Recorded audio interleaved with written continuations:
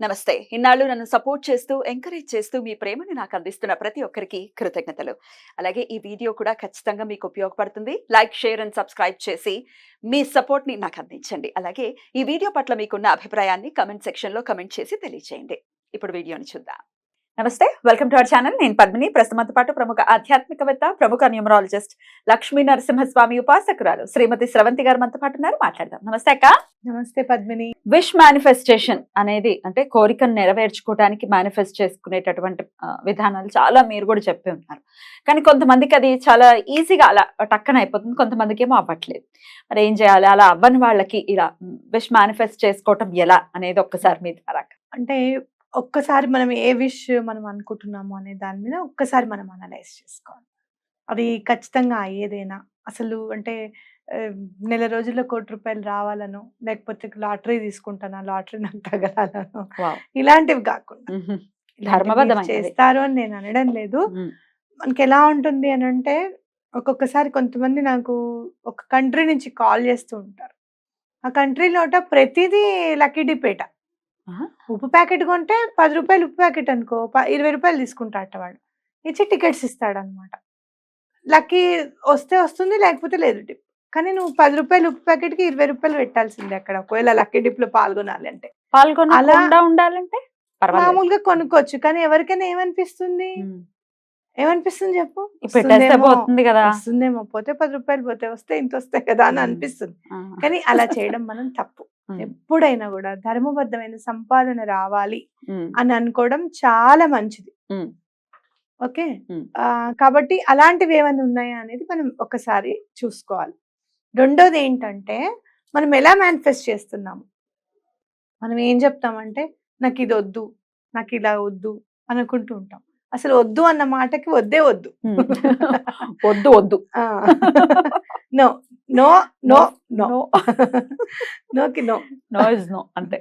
కాబట్టి ఇది వద్దు, ఇట్లా రావద్దు అని మీరే కాదు, నేను కూడా స్టార్టింగ్ లో అలానే అనుకున్నాను. తర్వాత నాకు అర్థమైంది చదువుతూ ఉంటే, ఓహో ఇది ఇలా కాదనమాట, ఇది ఇలా చెయ్యాలి అని. మనకి నాకు ఇది కావాలి అని అడగాలి ఎప్పుడు కూడా, నాకు ఇది వద్దు అనకూడదు.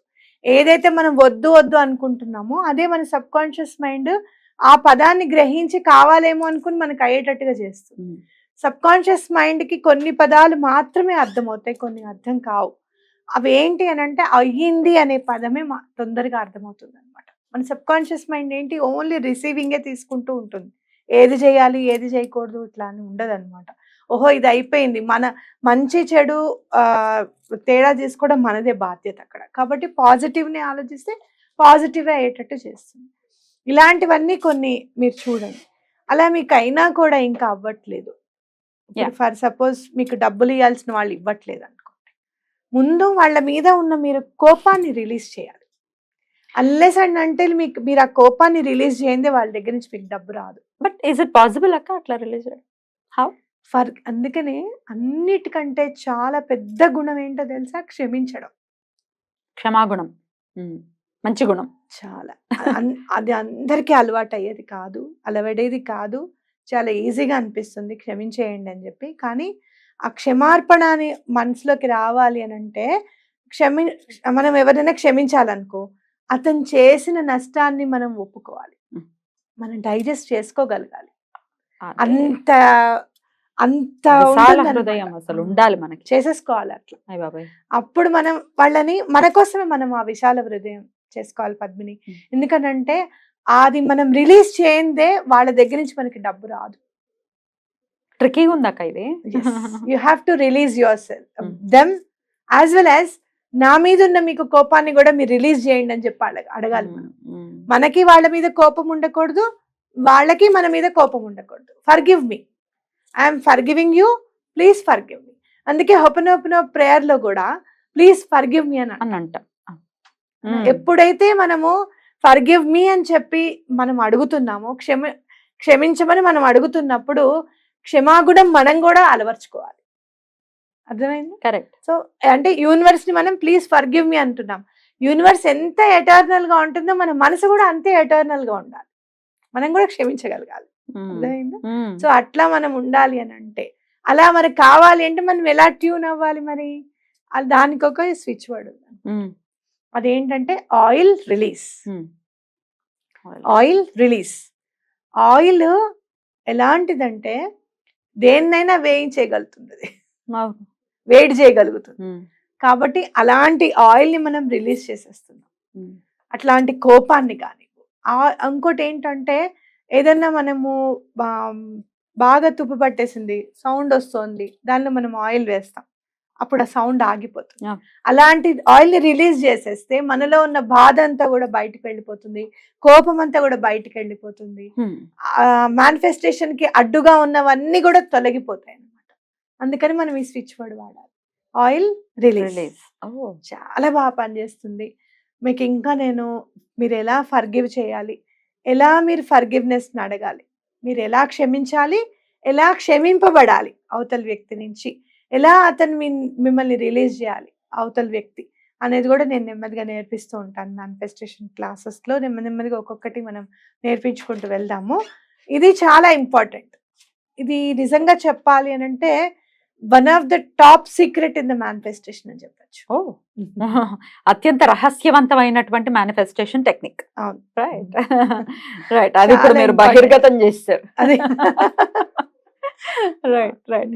సో ఇది ఆయిల్ రిలీజ్ అనే స్విచ్ వర్డ్ కాబట్టి అది అనుకుంటూ ఉండాలి. అనుకుంటూ సో 28 టైమ్స్ అనుకోండి. అనుకున్నప్పుడు మీకు ఎవరైతే డబ్బులు ఇవ్వాలి, మీరు ఎలా మీకు ఎవరైతే డబ్బులు ఇవ్వాలి వాళ్ళ దగ్గర నుంచి మీకు డబ్బులు ఎలా రావాలి అనే దాని మీద మనం మేనిఫెస్టేషన్ నెక్స్ట్ ఎపిసోడ్ లో నేర్చుకుందాం.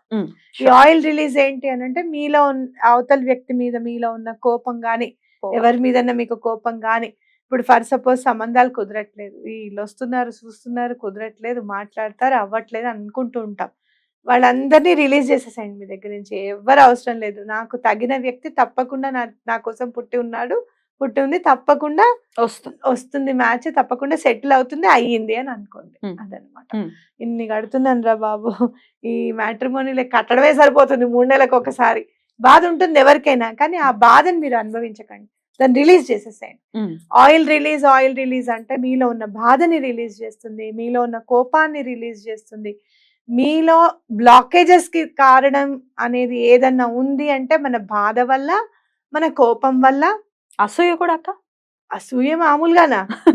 అసూయ ఎట్లా అంటే దహింపజేస్తుంది. డెఫినెట్లీ అతన్ని దహింపజేస్తుంది, నిన్ను దహింపజేస్తుంది. దిష్టి తగులుతుంది అంటే దేని వల్ల తగులుతుంది? అసూయ వల్లే తగులుతుంది. అబ్బా ఇట్టున్నారా బాబు అనుకుంటే అయిపోయి ఏదో అంటారు చూడు, నరదృష్టికి నాపరాయి అన్న పగిలిపోతుంది అన్నట్టుగా అట్లా అనమాట. నిజంగా నాకు భీముడిది అదే మహాభారతంలో ఆ ఘట్టం చదువుతున్నా ఒకసారి తలుచుకుంటే భలే భయం వేసేస్తుంది. పెద్దనా అన్నే తండ్రి తర్వాత తండ్రి అంతట వాడే చేసేయాలనుకుంటాడు. అందులో తండ్రి లేని పిల్లవాడే చిన్నప్పుడే నువ్వు పెంచితేనే కదా అంటే, దుర్యోధనుడికి ఎటువంటి పరిస్థితుల్లోనూ వాళ్ళు నా పిల్లలని అనుకోలేదు, ఆయన అనుకోలేదు. యాక్చువల్ గా పెంచిన ప్రేమ చాలా ఎక్కువ అంట కన్న ప్రేమ కంటే. అవును, అసలు అలా పెంచితేగా అదే అసలు చూసే యోగ్యత ఏమాత్రం అసలు అట్లా మళ్ళీ ఎంతటి విఘ్నుడు అన్నమాట.